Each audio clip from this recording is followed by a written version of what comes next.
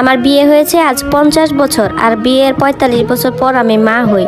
ব্যাপারটা শুনতে আজব লাগতেছে, তাই না? তাহলে পুরো গল্পটা শুনেন। আমার ছেলেবেলা আর বিয়ে এগুলো সব বাকি 5টা মেয়ের মতো, এখানে বলার আর কিছুই নেই। আমি আর আমার জামাই বিয়ের পর খুব সুখী ছিলাম, দুজনেই বেবি চাইতাম, কিন্তু আমাদের কি কারণে যেন বেবি হইতো না। এভাবে অনেক বছর কেটে যায়, কিন্তু আমাদের বেবি হয় না। আমি তো শুধু কান্না করতাম, মানুষজন অনেক কথা বলতো, শুধু তাহাজ্জুদে বসে বসে আল্লাহর কাছে দোয়া করতাম, কান্না করতাম। কত ডাক্তার কবিরাজ দেখাইছি, কোনো কাজ হয় নাই। 10 বারের উপরে উমরা হজ করছে একটা বেবির নিয়ত করে, তারপরও আল্লাহ আমাকে নিরাশ করছে। একটা বেবির জন্য আমি ওই আজমির শরীফেও গেছিলাম, খাজার দরবারে। কথিত আছে খাজার দরবারে যারা যায় তারা নাকি নিরাশ হয় না। সেখানে আমি 7 বার গেছিলাম, কিন্তু বেবি হয় নাই। অনেক দেশি বিদেশি ডাক্তারও দেখাইছি। আমার হাজব্যান্ড চাকরির পাশাপাশি ব্যবসাও করতো, যার কারণে আল্লাহর রহমতে টাকা পয়সার কোনো অভাবই ছিল না। অনেক টাকা উড়াইছি একটা বেবির জন্য, কিন্তু আমার বর কখনোই তাবিজ কবজ এগুলো বিশ্বাস করতো না, যার কারণে আমি এগুলো নিতামও না। আমার হাজব্যান্ডের আবার অনেক সম্পত্তি আছে। বলে রাখি, আমার জামাইরা 2 ভাই, আমার বর হচ্ছে ছোট। আমার যা আছে যা উনি অনেক ভালো, কিন্তু আমার যায় কখনো ঝগড়া মারামারি এসব কিচ্ছু লাগে নাই। আমার জামাইয়ের থেকে আমার দেবরের টাকা পয়সা একটু কম ছিল, কিন্তু কখনোই আমরা তাদেরকে ওই চোখে দেখতাম। আমার বিয়ের আগে আমার শ্বশুর মারা যায়, আর বিয়ের পরে শাশুড়ি মারা যায়। সত্যি বলতে আমার যা বা দেবর ওদেরকে আমরা কখনোই অন্য চোখে দেখতাম না। ওদের বাচ্চা কাচ্চাদের অনেক আদর করতাম। আমার বড় ভাসুর যিনি ছিল উনি ছিলেন জুয়ারি, আর তার বাচ্চা কাচ্চাদের আমরাই মানুষ করে দিতাম। আমি কখনো কারো দাওয়াতেও যেতাম না, সবাই শুধু বলতো যে আমি বন্ধা। এভাবেই কেটে যায় বিয়ের পর 20টা বছর। আমিও ধরে নিয়েছিলাম যে আমি বন্ধা, কিন্তু ডাক্তারের রিপোর্টে কখনো আসতো না, আমাদের কোনো সমস্যাই ধরা পড়তো না। কিন্তু কেন যে বাচ্চাটা হচ্ছিল না এটাই বুঝতে পারিনি। ধীরে ধীরে আমাদের দুজনেরই বয়স বাড়তে থাকলো। আমাদের বিয়ের সময় আমার বয়স ছিল 15, আর আমার বরের বয়স ছিল 21। আমার শ্বশুর আমার বরকে খুব শখ করে বিয়ে দিছিল। একটা বাচ্চার জন্য জীবনে কত হাহাকার করেছি। আমার আর আমার স্বামীর চোখের পানি একমাত্র আল্লাহ আর কাবা শরীফটাই জানে। এর মধ্যে আমার পিরিয়ড একটু ইরেগুলার হইতো, মানে বছরে একবার হইতো, 1-2 মাস থাকতো। কিন্তু এই সমস্যাটা আমার বিয়ের আগে কখনো ছিল না, যার কারণে আমার ভাসুরের বউ, তারপরে দেবরের বউ, ওরা অনেক রকমের তাবিজ কবজ এনে আমাকে খাওয়াতো। ওরা বলতো এগুলা নাকি বাচ্চা হওয়ার জন্য। সবাই আমাকে বন্ধা বলতো, আবার অনেকে বলতো যে একটা বাচ্চা পালক নাও।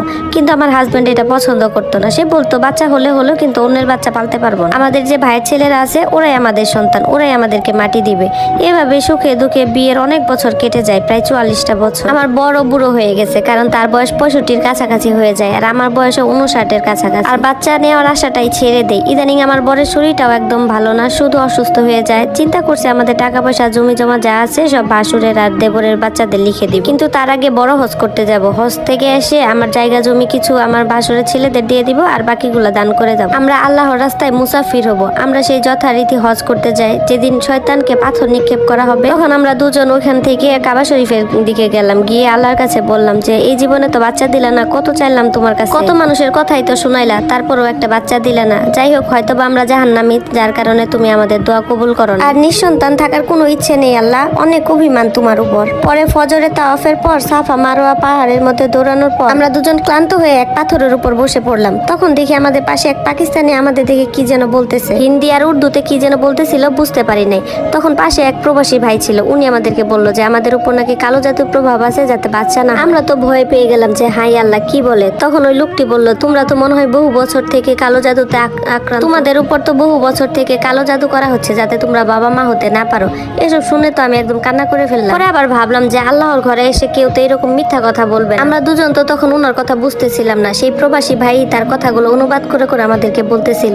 এরপর আমরা জিজ্ঞাইলাম যে এই কাজটা কে করতেছে, উনি নামটা বলেন। আমি তাকে বললাম এগুলো থেকে পরিত্রাণের উপায় কি। তখন তিনি আমাকে কিছু রুকাইয়ার পানি পড়া দিলেন, বললেন যে এগুলো খাবে আর গোসল করবে, তবে সাবধান বাড়ির সবাই যেন এটা ব্যবহার না করে, শুধু তুমি আর তোমার হাজবেন্ড ব্যবহার করো, তাহলে ঠিক হয়ে যাবে। যখনই আবার তোমার মনে হয় যে কেউ কিছু করার চেষ্টা করছে, তখন তুমি এই পানিটা খেয়ে নিবা, এটা সারা জীবন তোমার সাথে রাখবে। এরপর আমরা দেশে আসলাম, 7 দিন ওই পানি দিয়ে গোসল করলাম, খাইলাম। আল্লাহর রহমতে 7 দিন পরেই আমি বাচ্চা কনসিভ করলাম। সবাই তো অবাক, এই বুড়ো বয়সে বাচ্চার মা। তখন তো আমার জায়ের রূপ বদলাতে লাগলো, কারণ হজ থেকে আসার পর তো তাদের বাচ্চাদের নামে সম্পত্তি সব লিখে দেওয়ার কথা ছিল। তারা সব কাগজপত্র রেডি করে রাখছিল, কিন্তু আমার হাজবেন্ড তো তখন আর সেটা করে। ডাক্তাররাও তখন অবাক হয়ে যায় যে এই বয়সে বাচ্চা।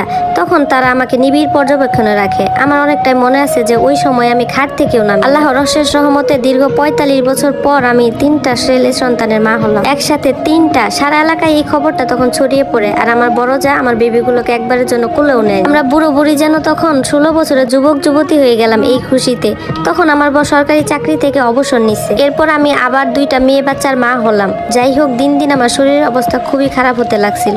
কিন্তু এরপর জানতে পারলাম যে আমার দেবর আর দেবরের বউ নাকি আমাদেরকে এই কালো জাদুটা করে রাখছিল যাতে আমাদের বাচ্চা না হয়। পরে অবশ্য তারা মাফ চায় আর আমরাও মাফ করে দিই। এখন অবশ্য আল্লাহর রহমতে অনেক ভালো আছে। তবে আমার বরের অবস্থা একদমই ভালো না, হাঁটতে পারে না। আমার বড় ছেলের বয়স এখন 13। ছেলে মেয়ে নিয়ে যখন বাহিরে যায় তখন অনেকে জিজ্ঞাসা করে এগুলা কি আপনার নাতি? আর হ্যাঁ, আল্লাহর কাছে মাপ চেয়ে নিছি, কারণ অভিমানে আল্লাহকে অনেক কথা বলছি। এখন আমাদের একটাই প্রার্থনা যে আমরা দুই বুড়ো বুড়ি যাতে আমাদের বাচ্চা কাচ্চাদের বিয়ে দিয়ে সুখে শান্তিতে চলে যেতে পারি। আমার বাচ্চাগুলো আল্লাহর রহমতে খুবই ভালো, খুবই শান্ত। খুব ছোটবেলা থেকেই তারা কখনোই আমার সাথে যন্ত্রণা করে না। সবাই দোয়া করবেন আমাদের জন্য। আর হ্যাঁ, কেউ কখনো নিরাশ হবেন না, আল্লাহর উপর ভরসা রাখুন। আমি 60 বছরে মা হইছি, আল্লাহ চাইলে কি না করতে পারেন। কেমন লাগলো গল্পটা সবাই জানাবেন। আর হ্যাঁ, অবশ্যই আপনারা যদি কেউ আপনার জীবনের গল্প বলতে চান তাহলে আমাকে ইনবক্সে লিখে পাঠাবেন। এই গল্পটা একটা আপুর জীবন থেকে নেওয়া হয়েছিল। সবাই আপুটার জন্য দোয়া করবেন।